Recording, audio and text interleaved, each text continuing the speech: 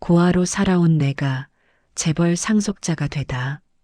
한밤중 회사 건물 앞 유리창이 깨지는 소리가 울린다. 서류가 바닥에 흩어지고 누군가 무릎을 꿇고 있다. 너 같은 놈은 이 회사에 필요 없어. 상사의 고함이 복도에 메아리 친다. 젊은 남자가 고개를 숙인 채 떨고 있다. 손에서 피가 흐른다. 깨진 유리에 베인 것이다. 30년 동안 이렇게 살아왔는데 그의 목소리는 떨린다. 그 순간 엘리베이터 문이 열린다. 검은 정장을 입은 노인 한 명이 나타난다. 회사 대표다. 그는 바닥에 무릎 꿇은 남자를 본다. 시간이 멈춘다. 이 얼굴, 우리 아들과 똑같아. 노인의 손이 떨린다. 이 이야기를 듣고 계신 분들, 어느 지역에서 들으시는지 댓글로 남겨주시면 따뜻함과 건강이 가득하시길 기도드립니다. 그럼 이 모든 일이 어떻게 시작되었는지 처음부터 말씀드리겠습니다. 30년 전 어느 여름날 고속도로에서 교통사고가 발생했다. 차량이 전복되고 불길이 치솟았다. 구급차 사이렌이 울렸다. 병원으로 실려온 건 어린 아이 한 명뿐이었다. 부모는 현장에서 숨졌다.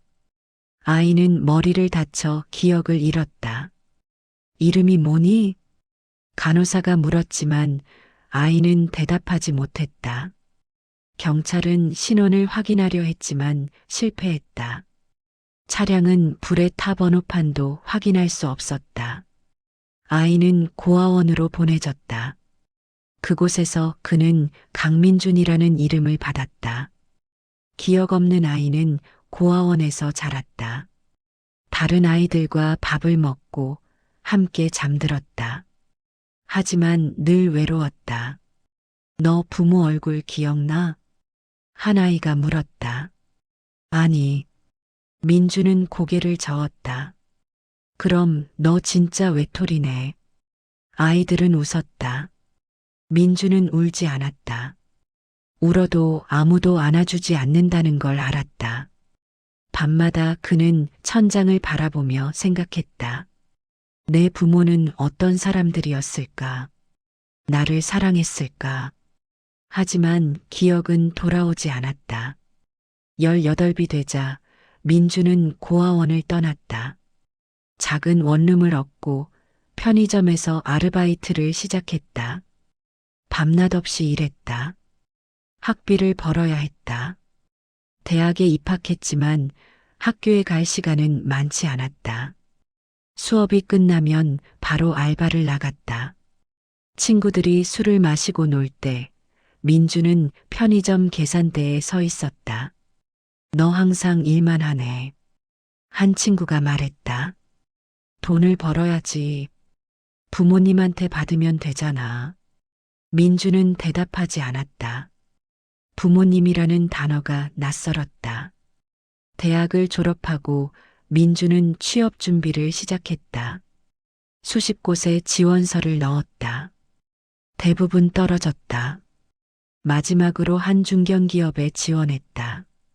면접장에 들어갔을 때 면접관들은 차갑게 그를 바라봤다. 경력이 없네요. 네, 신입입니다. 부모님은 뭐 하시는데요? 민주는 입을 다물었다. 없습니다. 면접관들이 서로 눈치를 봤다. 알겠습니다. 결과는 나중에 연락드리겠습니다. 민주는 그 회사에서 연락을 기대하지 않았다. 하지만 며칠 뒤 합격 통보가 왔다. 첫 출근 날 민주는 긴장했다. 회사 건물은 컸고 사람들은 바빴다. 그는 영업팀에 배치되었다. 신입이야? 이름이 뭐야? 팀장이 물었다. 강민준입니다. 좋아. 앞으로 내 말 잘 들어. 팀장의 이름은 박철수였다. 40대 중반 회사에서 10년 넘게 일한 베테랑이었다. 첫날부터 민주는 일을 배우기 시작했다. 서류 정리, 전화 응대, 고객 관리. 모든 게 낯설었지만 열심히 했다. 민준아, 이거 복사 좀 해. 민준아, 커피 좀 타와. 민준아, 이 서류 정리해. 하루 종일 민주는 이름을 불렸다. 하지만 불평하지 않았다. 신입이 당연히 해야 할 일이라고 생각했다. 한 달이 지났다. 민주는 회사 생활에 적응하기 시작했다. 동료들과도 조금씩 친해졌다. 민준 씨, 점심 같이 먹을래요? 여직원 하나가 물었다. 네, 좋아요. 식당에서 밥을 먹으며 대화를 나눴다. 민준 씨는 어디 사세요? 혼자 원룸에서 살아요. 가족은요? 민주는 잠시 망설이다가 대답했다. 없어요. 여직원의 얼굴이 어두워졌다. 죄송해요. 괜찮아요. 대화는 거기서 끝났다. 민주는 밥을 먹으며 창밖을 바라봤다. 늘 혼자였다. 2달째 일이 점점 많아졌다. 민주는 매일 야근을 했다. 프로젝트가 겹쳤고 팀장은 모든 걸 민준에게 맡겼다. 민준아, 이 보고서 내일까지 끝내. 네. 이 자료도 정리하고. 네. 고객한테 전화도 해. 네. 민주는 밤늦게까지 남아 일했다. 동료들은 하나둘 퇴근했다. 사무실엔 민준만 남았다. 컴퓨터 화면만 밝게 빛났다. 3달째 민주는 한계를 느끼기 시작했다. 몸이 무겁고 머리가 아팠다. 잠을 제대로 자지 못했다. 민준아, 왜 이렇게 느려? 팀장이 소리쳤다. 죄송합니다. 죄송하다고 되는 게 아니야. 빨리 해. 민주는 고개를 숙였다. 손이 떨렸다. 점심시간에 화장실에서 혼자 울었다. 소리 없이. 하지만 오후가 되면 다시 자리로 돌아가야 했다. 어느 날 큰 프로젝트가 시작되었다. 회사 전체가 바빴다. 민준의 팀도 예외는 아니었다. 이번 프로젝트는 절대 실패하면 안 돼. 팀장이 회의실에서 말했다. 민준, 너는 자료조사 맡아. 네. 기한은 일주일이야. 민준은 눈이 커졌다. 일주일 안에 끝내기에는 너무 많은 양이었다. 팀장님, 일주일은 너무. 뭐, 할 수 없다고? 팀장의 목소리가 차갑게 식었다. 아니, 할 수 있습니다. 민주는 고개를 숙였다. 그 주 동안 민주는 거의 잠을 자지 못했다. 회사에서 밤을 새우고 새벽에 집에 가서 샤워만 하고 다시 출근했다. 커피로 버텼다. 눈 밑에 다크서클이 생겼다. 손은 계속 떨렸다. 일주일 후 민주는 자료를 완성했다. 두꺼운 보고서를 팀장에게 제출했다. 확인해 보겠습니다. 팀장은 보고서를 펼쳤다. 한참을 읽더니 책상에 던졌다. 이게 뭐야? 네. 이런 걸 보고서라고 만들었어? 민주는 당황했다. 어디가 문제인가요? 전부 다 문제야. 다시 해. 다시요? 내일까지. 민주는 말문이 막혔다. 일주일을 꼬박 밤새워 만든 보고서였다. 팀장님, 제가 다시 확인해 보겠습니다. 하지만 내일까지는 못하겠다는 거야? 팀장이 자리에서 일어났다. 그럼 회사 그만둬. 민주는 고개를 들었다. 팀장의 눈빛은 차갑고 날카로웠다. 할 수 있습니다. 민주는 보고서를 들고 자리로 돌아갔다. 그날 밤도 회사에 남았다. 동료들은 모두 퇴근했다.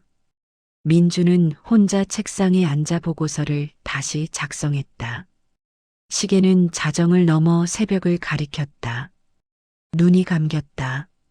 하지만 잠들 수 없었다. 새벽 5시 민주는 보고서를 완성했다. 그대로 책상에 엎드려 잠들었다. 1시간 뒤 청소 아주머니가 그를 깨웠다. 여기서 자면 안 돼요.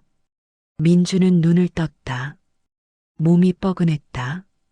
세수를 하고 다시 자리에 앉았다.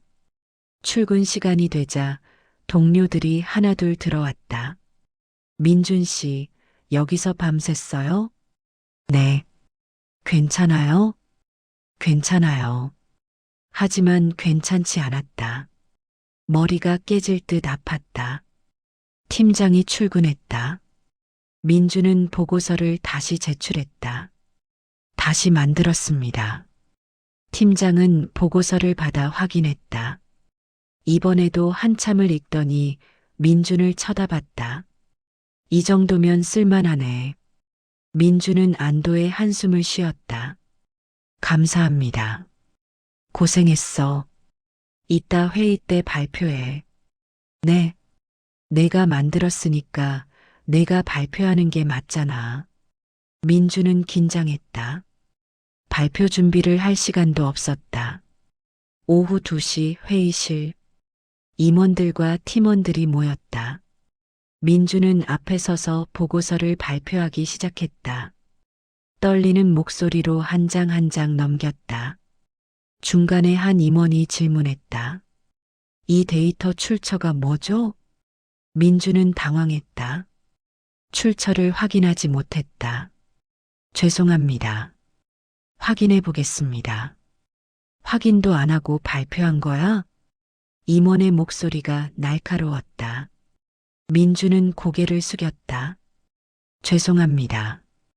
팀장이 끼어들었다. 제가 확인하겠습니다. 회의가 끝나고 민주는 팀장에게 불려갔다. 너 때문에 창피당했어. 죄송합니다. 앞으로 조심해. 민주는 자리로 돌아왔다. 동료들은 그를 피해갔다. 아무도 말을 걸지 않았다. 민주는 혼자 책상에 앉아 있었다. 눈물이 나올 것 같았지만 참았다. 그날 저녁 회사 대표가 처음 현장을 방문했다. 대표의 이름은 최민호였다. 70대 초반 이 회사를 30년 전에 창업한 사람이었다. 그는 요즘 회사에 자주 나오지 않았다.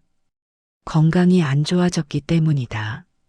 하지만 이번 프로젝트는 중요했다. 그래서 직접 현장을 확인하러 왔다. 다들 고생 많습니다. 최민호 대표가 사무실을 돌아보며 말했다. 직원들은 긴장한 채 인사했다. 민준도 고개를 숙여 인사했다. 대표가 민준 앞을 지나갔다. 그 순간 대표의 발걸음이 멈췄다. 민준을 쳐다봤다. 자네 이름이 뭔가? 강민준입니다. 강민준. 대표는 민준의 얼굴을 자세히 봤다. 눈, 코, 입. 모든 게 낯익었다. 혹시 부모님은? 대표가 물으려는 순간 팀장이 끼어들었다. 대표님, 이쪽으로 오시죠. 대표는 잠시 망설이다가 민준에게서 시선을 떼었다. 하지만 그의 머릿속엔 민준의 얼굴이 계속 떠올랐다. 회의가 끝나고 대표는 비서를 불렀다. 강민준이라는 직원 신상 정보 좀 가져와. 네, 대표님. 비서는 금방 자료를 가져왔다. 대표는 자료를 펼쳤다. 이름, 나이, 학력, 경력. 그리고 특이사항 란에 적힌 한 줄. 부모 사망, 고아원 출신. 대표의 손이 떨렸다. 30년 전 그는 아들을 잃었다. 교통사고였다. 며느리도 함께 세상을 떠났다. 손자는 찾지 못했다. 병원에서 사라졌다. 경찰은 수색했지만 소용없었다. 대표와 아내는 30년 동안 손자를 찾았다. 하지만 찾을 수 없었다. 혹시 저 아이가? 대표는 자리에서 일어났다. 비서에게 말했다. 강민준 DNA 검사를 준비해. 네, 조용히 진행해. 알겠습니다. 대표는 창밖을 바라봤다. 가슴이 뛰었다. 30년 만에 손자를 찾을 수 있을까? 며칠 뒤 민주는 회사 건강검진을 받으라는 통보를 받았다. 왜 갑자기 건강검진이에요? 회사 방침이야. 인사팀 직원이 말했다. 민주는 의심하지 않았다. 병원에 가서 검사를 받았다. 피를 뽑고 X-레이를 찍었다. 다 끝났습니다. 간호사가 말했다. 민주는 병원을 나왔다. 그 피는 대표에게 전달되었다. 대표는 자신의 DNA와 비교했다. 일주일 뒤 결과가 나왔다. 일치합니다. 검사기관 직원이 말했다. 99.9% 확률로 친손자입니다. 대표는 눈물을 흘렸다. 30년 만에 손자를 찾았다. 민준아. 그는 사진을 쳐다봤다. 민준의 얼굴은 아들과 똑같았다. 그날 밤 대표는 아내에게 전화했다. 여보, 우리 손자를 찾았어. 뭐라고요? 민준이를 찾았어. 우리 회사에 있었어. 전화기 너머로 아내의 울음소리가 들렸다. 정말이에요? 그래, 내일 만나러 가자. 대표 부부는 밤새 잠을 이루지 못했다. 30년 동안 기다린 순간이었다. 다음 날 아침 민주는 출근하자마자 호출을 받았다. 대표님이 부르십니다. 저를요? 네. 민주는 긴장했다. 무슨 일인지 몰랐다. 혹시 실수를 했나? 엘리베이터를 타고 최상층으로 올라갔다. 대표실 문 앞에 섰다. 노크를 했다. 들어오세요. 문을 열고 들어갔다. 대표가 책상 앞에 앉아 있었다. 옆에는 품이 있는 노부인이 서 있었다. 대표의 아내였다. 앉으세요. 민주는 조심스럽게 앉았다. 대표는 한참을 민준을 바라봤다. 민준 씨, 혹시 부모님 얼굴 기억나나요? 아니요. 어릴 때 사고로 기억을 잃었습니다. 사고는 언제였죠? 30년 전입니다. 5살 때였어요. 대표의 눈가에 눈물이 맺혔다. 민준 씨, 당신은 우리 손자입니다. 민주는 얼어붙었다. 네. DNA 검사 결과가 나왔어요. 당신은 우리가 30년 동안 찾던 손자예요. 민주는 믿을 수 없었다. 저는 고아인데요. 당신 부모님은 30년 전 교통사고로 돌아가셨어요. 우리 아들과 며느리였죠. 노부인이 다가와 민준의 손을 잡았다.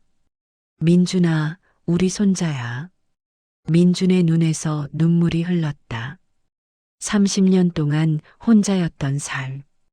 가족이라는 단어조차 낯설었던 시간.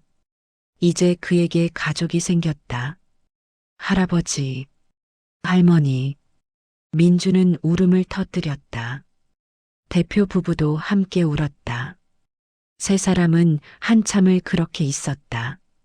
하지만 기쁨도 잠시, 현실이 다가왔다. 민준아, 회사에서 어떻게 지냈니? 대표가 물었다. 민주는 망설였다. 괜찮았습니다. 정말? 대표의 눈빛이 날카로워졌다. 팀장한테 괴롭힘 당한 거 알아. 민주는 고개를 숙였다. 어떻게? 내가 다 조사했어. 대표는 서류를 꺼냈다. 민준이 밤새워 일한 기록, 부당한 지시를 받은 내역, 모욕당한 증거들. 이제 그만 참아. 할아버지가 있잖아. 민주는 눈물을 닦았다. 괜찮습니다. 괜찮지 않아. 대표는 비서를 불렀다. 박철수 팀장 당장 불러. 네, 대표님. 10분 뒤 팀장이 대표실에 들어왔다. 부르셨습니까? 앉아. 팀장은 긴장한 채 앉았다. 대표가 서류를 던졌다. 이게 뭔지 알아? 팀장은 서류를 봤다. 얼굴이 하얗게 변했다. 이건 신입 직원 괴롭히는 게 재미있었어? 대표님, 오해입니다. 오해? 증거가 다 여기 있는데? 팀장은 말문이 막혔다. 그리고 이 신입 직원이 누군지 알아? 네, 내 손자야. 팀장의 얼굴이 완전히 굳었다. 손자라고요? 그래. 30년 만에 찾은 내 손자를 내가 괴롭혔어. 팀장은 민준을 쳐다봤다. 민준은 고개를 숙이고 있었다. 대표님, 저는 몰랐습니다. 몰랐다고 되는 게 아니야.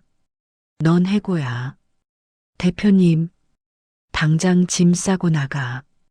팀장은 자리에서 일어났다. 민준을 노려봤다. 너 때문에. 뭐? 대표가 소리쳤다. 내 손자한테 뭐라고 했어? 팀장은 입을 다물었다. 고개를 숙이고 대표실을 나갔다. 문이 닫히고 대표는 민준을 안아줬다. 이제 괜찮아. 민준은 할아버지 품에서 울었다. 30년 만에 느끼는 따뜻함이었다. 그날 이후 회사 분위기가 완전히 바뀌었다. 팀장이 해고되었다는 소문이 퍼졌다. 왜 해고됐대? 신입 직원 괴롭혀서. 그 신입이 대표 손자래. 진짜? 동료들은 민준을 다르게 봤다. 누군가는 축하했고 누군가는 질투했다. 민준 씨, 축하해요. 여직원이 다가왔다. 고마워요. 이제 편하게 일할 수 있겠네요. 네. 하지만 민준은 불편했다. 갑자기 달라진 대우가 낯설었다. 어제까지만 해도 무시당했는데 오늘은 모두가 친절했다. 대표는 민준을 임원으로 승진시켰다. 아직 배울 게 많습니다. 민준이 말했다. 천천히 배우면 돼. 할아버지가 가르쳐 줄게. 민준은 회사 경영을 배우기 시작했다. 매일 할아버지와 함께 회의에 참석했다. 전략을 세우고 결정을 내렸다. 처음엔 어려웠지만 점차 익숙해졌다. 몇 달 뒤 민주는 회사 내 부조리를 공개하기로 했다. 팀장뿐만 아니라 다른 관리자들도 직원들을 괴롭히고 있었다. 이런 일들을 바로 잡아야 합니다. 민준이 이사회에서 말했다. 하지만 그러면 회사가 시끄러워질 텐데. 한 이사가 걱정했다. 시끄러워져도 괜찮습니다.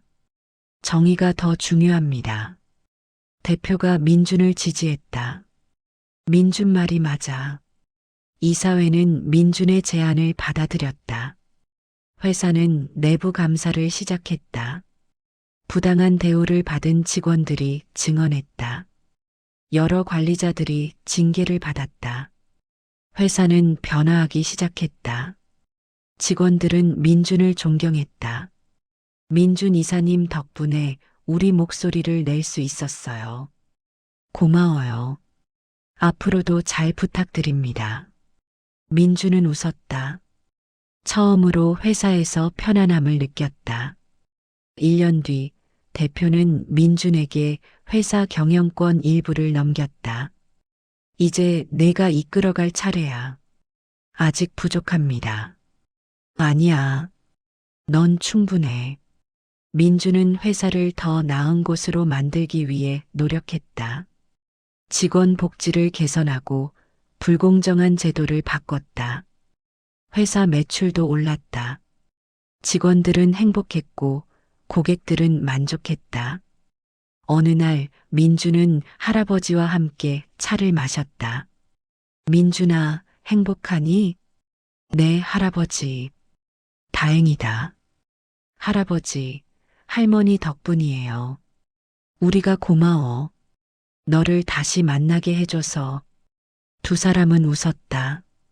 30년의 시간이 지나 다시 만난 가족.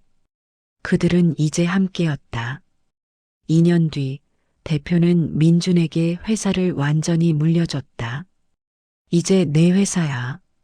할아버지, 걱정 마. 할아버지는 항상 내 뒤에 있을게. 민주는 대표가 되었다. 어린 시절 고아원에서 자란 아이가 이제 재벌 2세가 되었다. 하지만 민주는 겸손했다. 직원들과 밥을 먹고 현장을 돌아다녔다.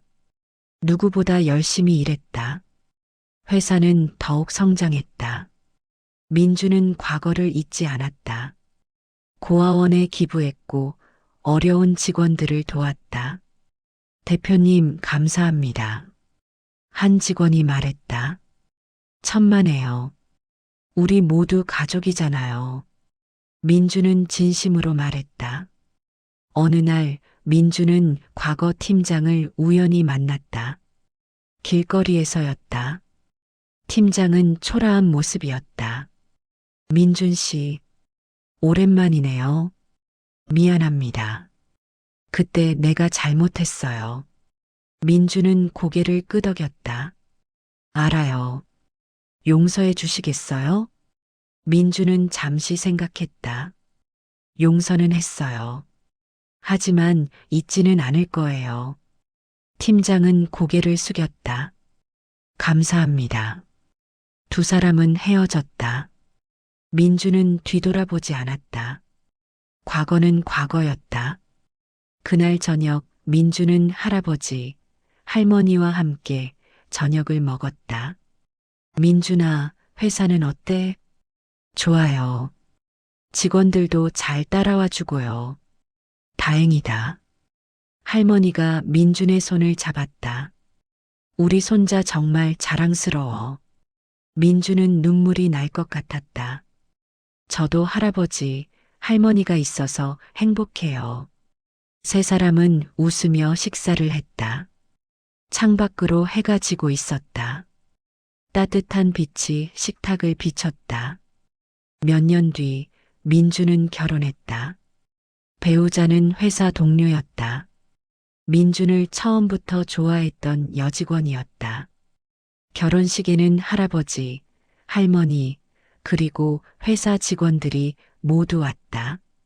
축하합니다, 대표님. 고마워요. 민주는 행복했다. 평생 혼자였던 그에게 이제 가족이 생겼다. 할아버지, 할머니, 아내, 그리고 곧 태어날 아이. 민준아, 아빠가 될 준비됐어? 할아버지가 물었다. 네, 준비됐어요. 우리 증손자 보는 게 소원이야. 곧 볼 수 있을 거예요. 몇 달 뒤 민준의 아들이 태어났다. 할아버지, 할머니는 울며 아기를 안았다. 우리 증손자야. 이름은 뭐로 지을까? 아버지 이름을 따서 지어요. 할아버지의 눈에 눈물이 흘렀다. 고마워. 민준의 아들은 건강하게 자랐다. 할아버지, 할머니는 손자를 극진히 돌봤다. 민준은 회사와 가정을 모두 지켰다. 어느 날 할아버지가 민준을 불렀다. 민준아, 앉아봐. 네, 할아버지. 나 이제 나이가 많아. 할아버지, 괜찮아. 내가 하고 싶은 말이 있어. 민주는 귀를 기울였다. 너는 우리 가족의 자랑이야. 혈연이 전부가 아니라는 걸 보여줬어. 할아버지, 가족은 혈연이 아니라 마음으로 이어지는 거야. 민주는 울었다. 할아버지도 함께 울었다. 몇 년 뒤 할아버지가 세상을 떠났다. 장례식에 많은 사람들이 왔다. 직원들, 동료들, 친구들, 모두가 할아버지를 기억했다. 민주는 관 앞에서 절을 올렸다. 할아버지, 고마웠어요. 저를 찾아주셔서, 사랑해주셔서. 할머니도 함께 울었다. 우리 할아버지, 이제 편히 쉬실 거야. 장례식이 끝나고 민주는 회사로 돌아갔다. 할아버지의 유언을 열었다. 민준아, 너는 내 자랑이다. 회사를 잘 이끌어라. 그리고 기억해라. 가족은 혈연이 아니라 마음이다. 민주는 유언을 가슴에 새겼다. 그는 회사를 더욱 발전시켰다. 할아버지의 뜻을 이어받아 직원들을 가족처럼 대했다.